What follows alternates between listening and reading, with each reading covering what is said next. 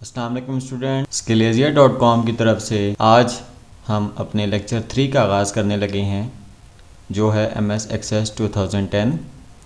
मज़ीद लेक्चर्स के लिए आप विज़िट कर सकते हैं हमारी वेबसाइट skillazia.com या फिर आप विज़िट कर सकते हैं हमारे YouTube के चैनल youtube.com/skillazia। अपने पिछले लेक्चर्स में हमने डिस्कस किया था कि डेटाबेस क्या होती है, हमने उनके कुछ पार्ट डिस्कस किए थे और हमने डिस्कस किए थे कि डेटाबेस को कैसे प्लान किया जाता है।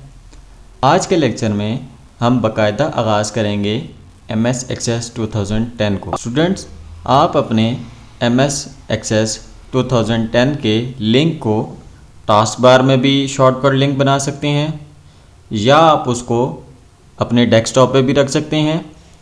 इसके अलावा आप अगर ये दोनों काम नहीं करना चाहते तो आप ऑल प्रोग्राम में जाएं, यहाँ आप क्लिक करेंगे माइक्रोसॉफ्ट ऑफिस को, जिसमें आप MS Access 2010 के लिंक को सिलेक्ट करेंगे। स्टूडेंट्स, अब आपके सामने MS Access 2010 ओपन हो गया है। MS Access 2010 MS वर्ड या MS एक्सेल से इस लिहाज से डिफरेंट है कि MS Access में आप डायरेक्ट किसी भी ब्लैंक डेटाबेस पर नहीं जाते, बल्कि आपके सामने एक विंडो अपीयर हो जाती है जो आपसे पूछती है कि आप कोई न्यू डेटाबेस बनाना चाहते हैं या आप कोई ब्लैंक वेब डेटाबेस बनाना चाहते हैं या आप कोई बने बनाया टेम्पलेट यूज़ करना चाहते हैं। स्टूडेंट, जब हम ब्लैंक डेटाबेस को क्लिक करते हैं तो आपके राइट साइड पर एक विंडो अपीयर हो जाती है जिसमें आप देखें यहाँ आपने डेटाबेस का नाम लिखना है जो आप डेटाबेस क्रिएट करने लगे हैं। हम अपने डेटाबेस का नाम रख लेते हैं PC cell database. Students, database बनाते हुए हमें एक बात का ख्याल रखना चाहिए, बल्कि इसको अपनी प्रैक्टिस बना लें कि हमेशा डेटाबेस का नाम रखते हुए या टेबल का नाम रखते हुए उनमें स्पेसेस ना दें और हमेशा कैपिटल लेटर के साथ स्टार्ट करें। नीचे आप देख रहे हैं कि हमने एक लिंक अपीयर हो रहा है जो हमारे कंप्यूटर के टेबल में हमें बता रहा है कि आपकी डेटाबेस कहाँ स्टोर होगी। अगर आप चाहें तो इस आइकन को क्लिक करके आप अपनी लोकेशन चेंज भी कर सकते हैं। मैं अपनी लोकेशन को डेस्कटॉप पे बना लेता हूँ और यहाँ मैं न्यू में जाकर एक फ़ोल्डर बना लेता हूँ जिसका नाम मैं रखता हूँ PC सेल डेटाबेस। ओपन किया और इसको ओके कर दिया। स्टूडेंट्स, ये देखें जो लिंक हमारी डेटाबेस के नेम के साथ आ गया है, जो फॉर्मेट आ रहा है वो है .acdb। ये एक्सेस डेटाबेस की अपना फॉर्मेट है। कोई भी एक्सेस डेटाबेस की फाइल .accdb के फॉर्मेट में बनती है। अब हमने अपना नाम सेलेक्ट कर लिया, अपना फॉर्मेट सेलेक्ट कर लिया। अब हम जब क्रिएट के बटन पे क्लिक करते हैं तो आप देख रहे हैं एक डेटाबेस बन गई है हमारी, उसमें PC सेल डेटाबेस के नाम पे। स्टूडेंट्स, अब हम बाकायदा आगाज़ करेंगे अपने डेटाबेस को।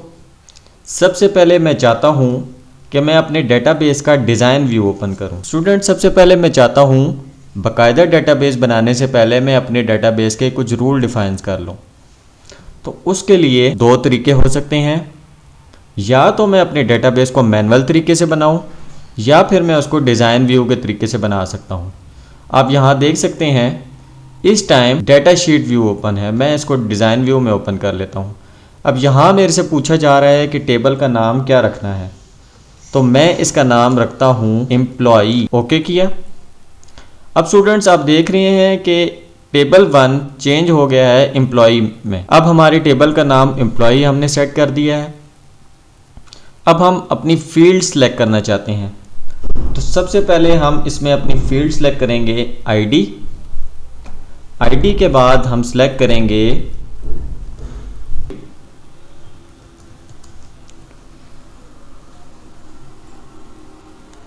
अपनी डाटा टाइप सेलेक्ट करेंगे। स्टूडेंट्स, आप देख रहे हैं कि मैं अपनी फील्ड की डेटा टाइप टेक्स्ट सेलेक्ट कर रहा हूँ। यहाँ से हम डिफरेंट डेटा टाइप सेलेक्ट कर सकते हैं। MS Access 2010 में टेक्स्ट फील्ड हमें इस बात की इजाज़त देती है कि हम अपनी डेटाबेस की इस फील्ड में कैरेक्टर्स भी सेव कर सकते हैं और अल्फ़ाबेट्स भी सेव कर सकते हैं और अल्फ़ान्यूमेरिक अल्फ़ाबेट्स भी सेव कर सकते हैं। फॉर एग्जांपल, मैं चाहता हूँ मेरे एम्प्लॉय का फर्स्ट नेम रिजवान 89 हो, तो टेक्स्ट हमें फील्ड इस बात की इजाज़त देती है कि हम अपने इस नाम को सेव कर सकते हैं।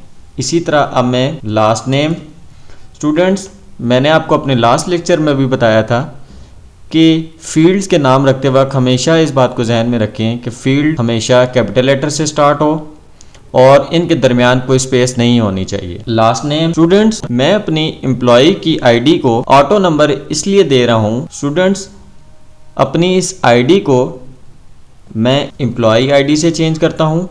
यहाँ आप देख रहे हैं कि ये एम्प्लॉय आईडी ऐसा प्राइमरी की सिलेक्ट हुई है। प्राइमरी की का मतलब होता है कि आपकी फील्ड में जितने भी रोज़ होंगी वो सब यूनिक होंगी। यानी अगर मैं एक एम्प्लॉय का आईडी रखता हूँ 101 तो 101 पूरे कॉलम में एक दफ़ा आएगा। इसी तरह यहाँ से एम्प्लॉय आईडी का data type auto number select हुआ है। ऑटो नंबर का ये मतलब होता है कि MS Access 2010 आपको इस बात की फैसिलिटी देता है कि ये ऑटोमेटिकली आपके नंबर्स को इंक्रीज़ करता रहता है।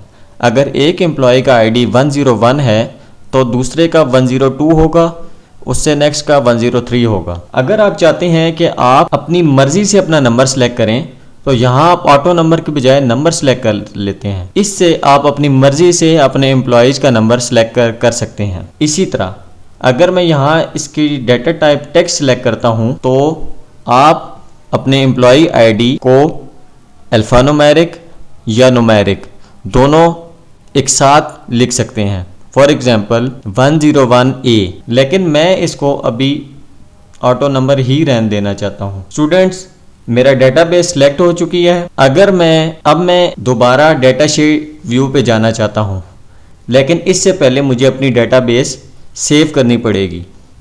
MS Access 2010 में कोई भी काम करने के बाद हमें उस चीज़ को सेव करना पड़ता है। MS Excel और MS Word में ये काम डायरेक्टली हो जाता है, लेकिन MS Access 2010 में हमें इस चीज़ को सेव करना पड़ता है। मैंने सेव कर दिया।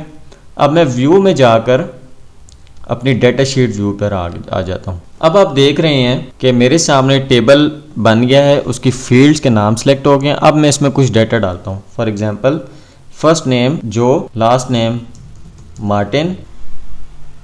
स्टूडेंट्स आप देख रहे हैं कि एम्प्लॉय आईडी ऑटोमेटिकली चेंज हो रही है। आपको याद होगा कि फर्स्ट नेम में मैंने टेक्स्ट की कैटेगरी रखी थी और एम्प्लॉय का फर्स्ट नेम और लास्ट नेम प्राइमरी की नहीं थी, इसलिए मैं दो सेम नेम के डाटा बना सकता हूं। अब देखें मेरी डेटाबेस ने कोई एरर नहीं दिया क्योंकि दोनों का एम्प्लॉय आईडी डिफरेंट है। एक जो मार्टिन एम्प्लॉय आईडी 1 का है और दूसरा जो मार्टिन एम्प्लॉय आईडी 3 का है। स्टूडेंट्स अपने आज के लेक्चर को हम यहीं ख़त्म करते हैं। इंशाल्लाह बकिया हिस्सा हम अपने नेक्स्ट लेक्चर में डिस्कस करेंगे। मज़ीद लेक्चर्स के लिए आप विज़िट कर सकते हैं हमारी वेबसाइट skillazia.com या फिर आप विज़िट कर सकते हैं हमारे YouTube के चैनल youtube.com/skillazia। Thank you.